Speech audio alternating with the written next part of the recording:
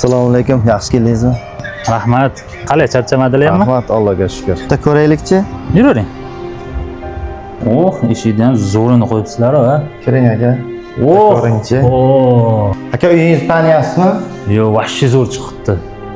O'sha 99% uyingiz bitib qoldi. Faqat mebellari qoldi. Bitta qolgan xonlarni ham ko'rib chiqingchi.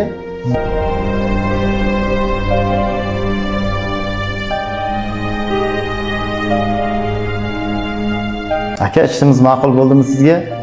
Vashshi yoqdi menga. To'g'ri nom qo'ygan ekansizlar o'zlaringga, mohir qo'lladi. Mos ekan o'zlaringga. Ya, rahmat aka, unda bitta hisob-kitob qilib olaylik. Aka, uyingizni korobka holatida qabul qilganman. Bergan chislongiz, mana shuncha summa bergansiz. Bundan buyog'i to'liq hamma narsa yozilgan. Qarasangiz ko'rasiz. Oho, abitga, lisa. Mebelga ham berib bo'psiz-da. Hammasiga to'laganman aka. Bundan tashqari olib kelgan materialdan ortganlarni biz yana olib borib do'konlarga topshirganmiz. Uni qaytgan summasini olib kelganman. Mana hisobi qarasangiz yozib qo'yilgan. Mana bu o'sha summa. Qoyil. To'g'risi bir kattaroq zavodda ish boshqaruvchisi bu siz bo'larkan yoki buxgalter bu siz bo'larkan. Shunaqangi darajada hisob-kitob qilibsiz. Bizlar ham aka buxgalterdagi gap har kuni shu hisob-kitobda chidamiz. Agar nimagadir adashsangiz, xazinlar bizga ishonmay qo'yadi. Aka, bu ortgan narsalarimiz bular do'kon qabul qilmagan, chunki yarim ishlatilgan kabel, aboy, mana bu lampochkalaringiz, bu yerda qolgan narsalarni hammasini qo'ydik. Biz hech narsa olib ketmaymiz. Bemalol uy ichiga ishlatsangiz bo'ladi. To'g'risi shuncha yillamasi usta ishlatib, bunaqa hisob-kitob qilib, ortgan narsalar chiroylab qo'yib berib, uyni tozalab ketgan ustalar ko'rmadim.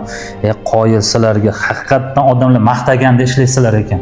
Kelishganimizga xizmat haqqingizni bersam, mana shu pul va menga mana shunaqa chiroyli muomala qilib, chiroyli hisob-kitob qilib, o'ylaganimdan ham zo'r uy remont qilib berganingizga ko'ngildan chiqarib mana shu $300 sizga hadya.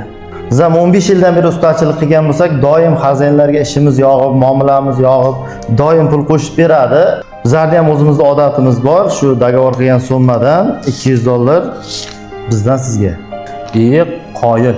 Tanishganimdan xursandman. Yaqinda onamlarga Samarqand City'dan yangi dom olyapman. Uni ham mana shunaqa o'xshatib pat-kulich remont qilib berasizlar, xo'pmi?